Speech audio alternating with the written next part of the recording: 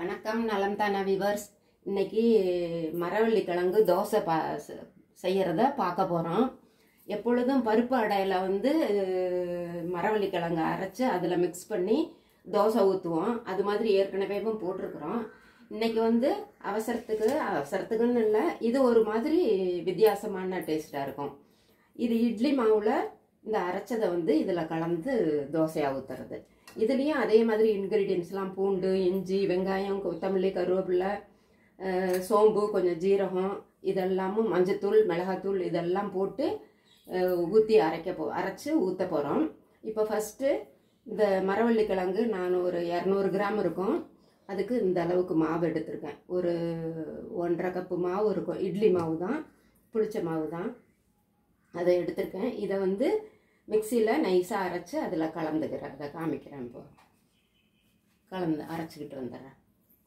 போடுங்க, என்னென்ன போடுறீங்க. இதில் இந்த மரவள்ளி கிழங்கு நல்லா துருவியும் போடலாம், சீக்கிரம் அரைப்பட்டுரும். நான் மெலிசாக பெருசு அதோட வெங்காயம் சேர்க்கணுமா? இல்லை, வெங்காயத்தை கொஞ்சம் 1-2 பொடியாக கட் பண்ணி சேர்த்துக்கலாம். நான் மிக்சிலேயே சும்மா ஒரு பல்ஸில் ஒரு மோடு போட்டு நான் இதில் கலக்க போகிறேன் கடைசியாக. ஆமாம். இதில் கொஞ்சம் சோம்பு அடக்கி சேர்க்குறாப்புல, சோம்பு, கொஞ்சம் ஜீரகம் போட்டு இட்லி மாவில் உப்பு கலந்துருக்குறோம். இதுக்கு இந்த மரவள்ளி கிழங்குக்கு மட்டும் சும்மா கொஞ்சமாக உப்பு இதில் போட்டு கொஞ்சமாக தண்ணி ஊற்றி அரைச்சிக்கிட்டு வந்துடுறேன். இதை நான் எடுத்து வச்சுட்டு காய்ச்சேன். அரைச்சாச்சு மாவு. இது மரவள்ளி கிழங்கு மாவு அரைச்சாச்சு. இதில் மிக்ஸ் பண்ணிக்கலாம்.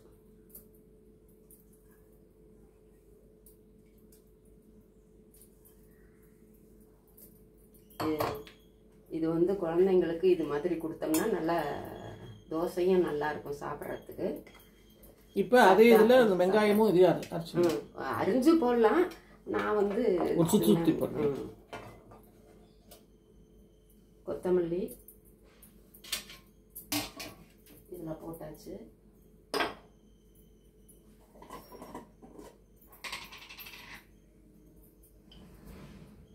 மிளகாய் இதில் கூட போட்டு அரைச்சிருந்துருக்கலாம். நான் மிளகாய் பொடி போடுறேன். கொஞ்சம் சத்தமாக பேசுங்க. மிளகாய் பொடி, மஞ்சள் பொடி,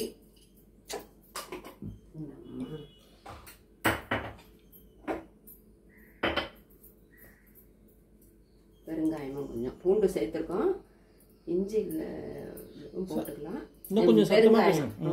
பெருங்காயமும் கொஞ்சம் சேர்த்துக்கலாம். இப்போ இதை வெங்காயத்தை அரைச்சு அதில் மிக்ஸ் பண்ணிக்கலாம். நல்லா பொடியாக கட் பண்ணாப்புல ஆயிடுச்சு. சின்ன வெங்காயம் டேஸ்டாக இருக்கும், அதுக்காக பூண்டும் வெங்காயம் இதெல்லாம். இந்த கருவேப்பிலை கிடைக்காத சமயத்தில் போட்டுக்கலான்னு நான் பொடி பண்ணி வச்சுருப்பேன். அதனால் இன்னைக்கு இப்போ கருவேப்பிலை இல்லாதனால பொடி கொஞ்சம் போடுறேன். கொஞ்சமாக தண்ணி, அப்புறம் பார்த்துக்கிட்டு தண்ணி ஊற்றிடலாம்.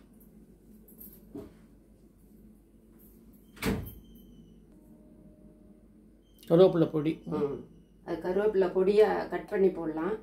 அது இப்போ கருவேப்பிலை பொடி செய்கிறதுனே தனி வீடியோ போடுறாங்க.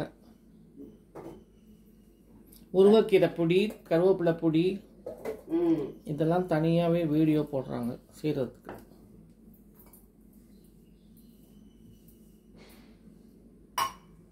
தோசையாக ஊற்றிட வேண்டியது. அதை கலந்துக்கலாம்.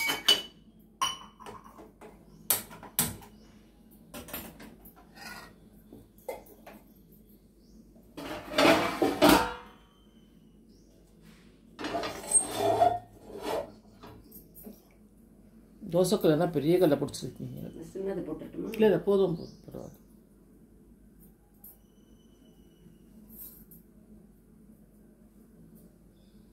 இது நல்லா கலந்துக்கணும்.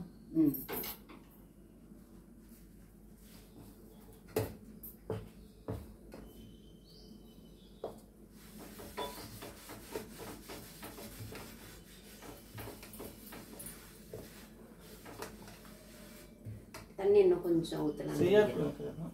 அப்பா மாதிரி ஊற்ற போறீங்களா? தோசை மாதிரி தான். தோசை அது வெங்காயம் இருக்கிறதுனால கூட தேய்க்கிறதுக்கு கொஞ்சம் ஒரு மாதிரி லைட்டாக வரும். போதுமா? இதுக்கு தேங்காய் சட்னி அரைச்சி ரெடியாக இருக்குது. சாம்பாரும் கார சட்னி எல்லாம் கூட, ஆனால் இதுக்கு மேட்சிங்காக இது நல்லா இருக்கும். அதுவும் தொட்டுக்கிறாங்க, தொட்டுக்கலாம்.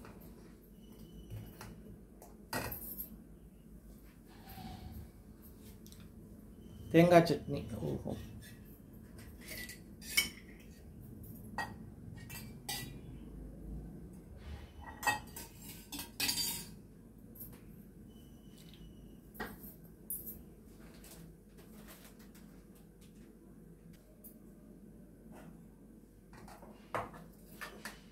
நல்ல தோசை மாதிரியே மெலிசா ஊற்றி பார்க்கறதுக்கு அடமாவு மாதிரியே இருக்குது பாருங்க.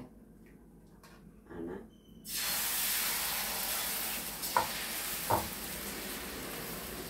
நல்லா மெலிசா. அடைனா கொஞ்சம் மொத்தமாக ஊற்றுவோம், இது தோசை மாவுலேயே இருக்கிறதுனால மெலிசா ஊற்றி நல்லா வெந்ததுக்கப்புறம் திருப்பி போட்டு எடுத்து மூடி வைக்கலாமா? மூடி வச்சா கொஞ்சம் சாஃப்டாக கிடைக்கும். மூடி வேக வைக்கலாமா?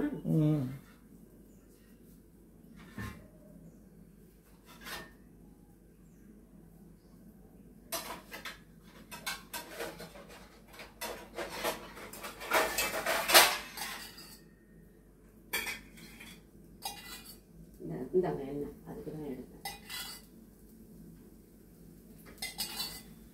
வீடியோ போடுறதுக்கு முன்னாடி எண்ணெயெல்லாம் எடுத்து வச்சுக்கணும்.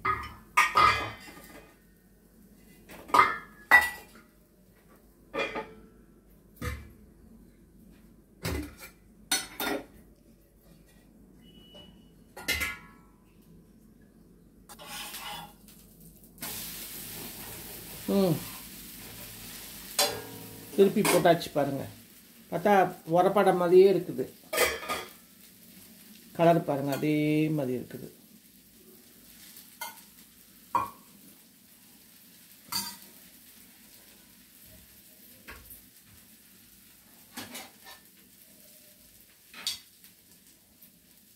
இன்னைக்கு மார்கழி மாதனால தனுர்மாச பூஜைக்கு கேசரி பண்ணியிருக்காங்க. இது சேமியா கேசரி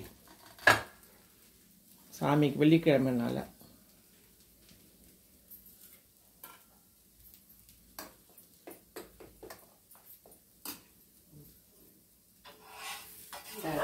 திருப்பி போட்டு நல்லா வெந்துருச்சு. நீங்களும் செஞ்சு பாருங்க. நலம் தானா சேனலுக்கு சப்ஸ்கிரைப் பண்ணுங்க, பெல் பட்டனை ப்ரெஸ் பண்ணுங்க. வேற ஒரு வீடியோவில் பார்க்கலாம். தேங்க்யூ.